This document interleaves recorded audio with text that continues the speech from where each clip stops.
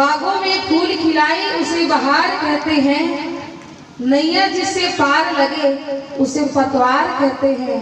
लेकिन इतनी मनमोहक प्रस्तुति पर ताली का कम बजना, अरे इसे तो इमोशनल अत्याचार कहते हैं, इसे तो इमोशनल अत्याचार कहते हैं। काली भी कह रहे बात ना।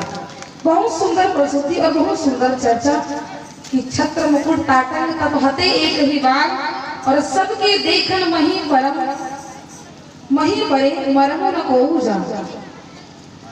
रामचरितमानस में वैसे तो लंकापति रावण को समझाने का प्रयास बहुतों का हुआ, लेकिन बात धर्म पत्नी की है। पत्नी वो जो अपने पति को पतन से बचाए। धर्म पत्नी का कर्तव्य है कि पति को धर्म के रास्ते पर ले जाए, ये नहीं कि जा एका कनो चढ़ा काबे ऐसे कही। यानी कि धर्म पत्नी का कर्तव्य है कि पति को धर्म के रास्ते पर लाए। पंचकन्या में गिनती है माता मंदोदरी का, एक नहीं, दो नहीं, तीन नहीं, बल्कि चार बार समझाए हैं कि मान जाइए स्वामी, भगवान राम कोई साधारण इंसान नहीं है, अरे वो तो नरमे नारायण है। पहला जब लंका का दहन करते हैं हनुमान जी महाराज और समुद्र के तट पर पहुंचते हैं सभी वानर रीछ भगवान राम सहित, तब फिर समझाते हैं कि राम बाण अहि गण सरिस निकल निशाचर भेद। भगवान राम के जो बाण है वो सर्पों के समान, सर्पों के समूह हैं, और जितने भी राक्षस है वो सब साधारण क्या है, मेढक है, तो ये चलने वाला नहीं है। फिर समझाए पहले बार।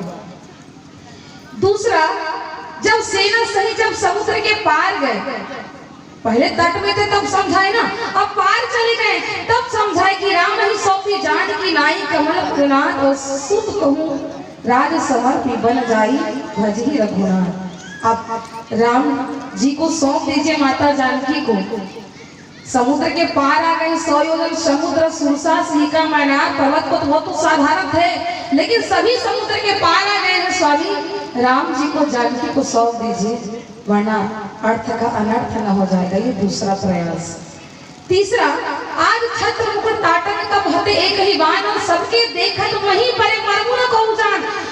रावण के 20 कान है मंदोदरी, तुम्हारे कर्ण फूल के माध्यम से समझाने का प्रयास कि आज बहरा हो चुका है रावण, तुम्हारे कर्ण फूल के माध्यम से समझाने का प्रयास कि आज भी समय है, मान जाओ, नहीं तो एक ही बाण है काफी रावण को मारने के लिए। फिर उनके कर्ण फूल के माध्यम से समझाने का प्रयास।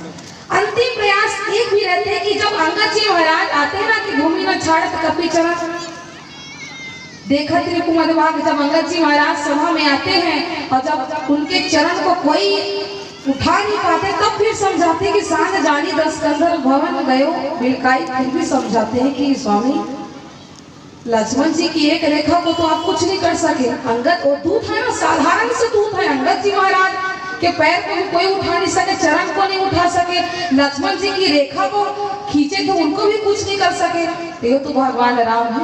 फिर समझाने का प्रयास और उसी को आधार बना करके आप सुंदर चर्चा कर रहे थे हृदय से।